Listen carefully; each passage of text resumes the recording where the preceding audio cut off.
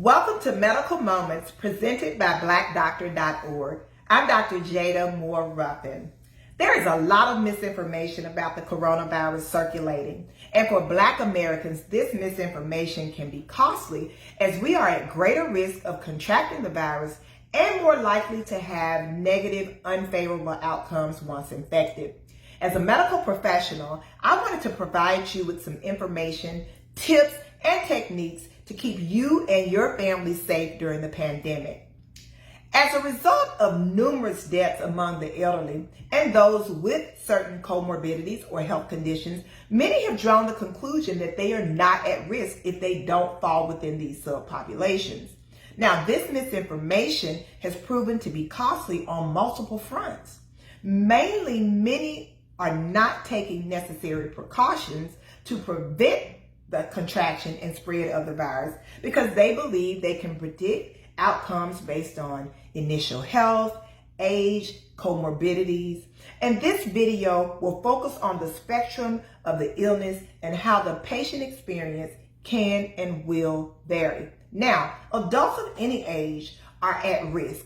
Adults of any age, hear this, are at risk, but those with certain underlying medical conditions are at a higher risk for severe illness from the virus that causes COVID-19. Severe illness, from our perspective as medical people, is defined as hospitalization, admissions to the ICU, intubation or mechanical ventilation, or even death. Adults of any age with the following conditions are at increased risk of severe illness from the virus that causes COVID-19. These conditions include, but don't exclusively include, cancer, chronic kidney disease, respiratory conditions like COPD or asthma, heart conditions such as heart failure, coronary artery disease, cardiomyopathies, and even hypertension, very, very common condition. Immunocompromised states such as HIV, or those that have undergone solid organ transplantation is another one. Obesity, this is often overlooked. Obesity, meaning those that have a BMI or body mass index greater than 30 are at significantly higher risk of contracting and having complications from COVID-19. We must not overlook this major area. Pregnancy, sickle cell disease, and smoking have all been added to the list of risk factors, along with both type 2 diabetes as well as type 1.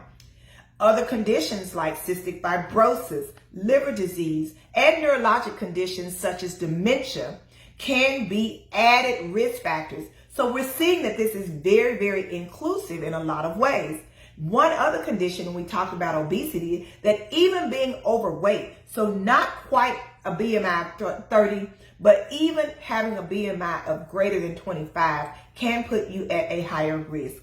Other conditions like thalassemia, as well as bone marrow transplantation. So we really need to think about these as heightened risk, but we do not need to ignore the fact that both men, women, and children of all ages are at risk of contracting coronavirus. Now, people with these conditions should do 3 things. I'm giving you 3 tips here. One is to stay in touch with your regular healthcare provider and your regular doctor. Don't skip appointments or avoid your regular routine for worrying of corona. Keeping up with your ongoing medical conditions is just as important now as it always was. In fact, this is the best way to improve your risk factors and to enjoy a good quality of life.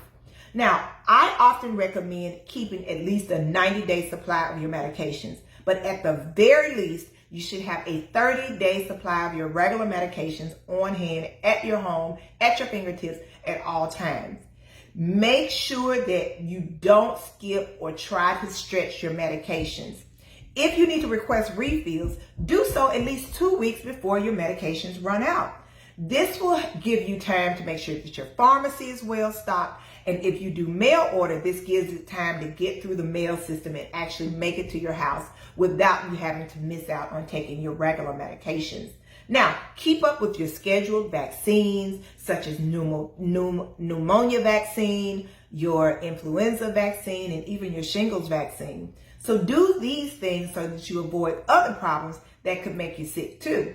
Now, secondly, I want you to avoid or reduce exposures. We still have to take caution with gatherings, outings, and other times that we're exposed to people. That is still our best line of defense to reduce contact. Now, there's no reason to be paranoid or anxious that you will end up being stressed out, because that will worsen or weaken your immune system as well. Just follow the CDC guidelines, which change regularly, so you should keep up with these and make sure that you're following these suggestions and recommendations. But also use good old-fashioned common sense. This can be a very difficult time emotionally. We miss seeing our loved ones. We miss hugging our family members and friends, but we must do this to protect them and to protect ourselves. But plan on regular phone calls, send photos or videos, consider a care package of things that you love to share together at a distance, at least for now. If you must be in contact, keep it small, keep it brief, keep it covered with your mask, and keep it clean with your hand sanitizer and hand washing. Last thing, prevention is key. Avoid worsening of current conditions or new ones by leading a healthy lifestyle. Keep your weight in check. Eat healthy, nutritious foods. Don't overeat. Learn to watch your portions and exercise every single day. Yes, I said it, every single day. And spend time outdoors, getting bright sunlight and fresh air. I hope this will help you and your family and loved ones stay healthy and safe as we all do our very best to not only survive, but thrive beyond the pandemic.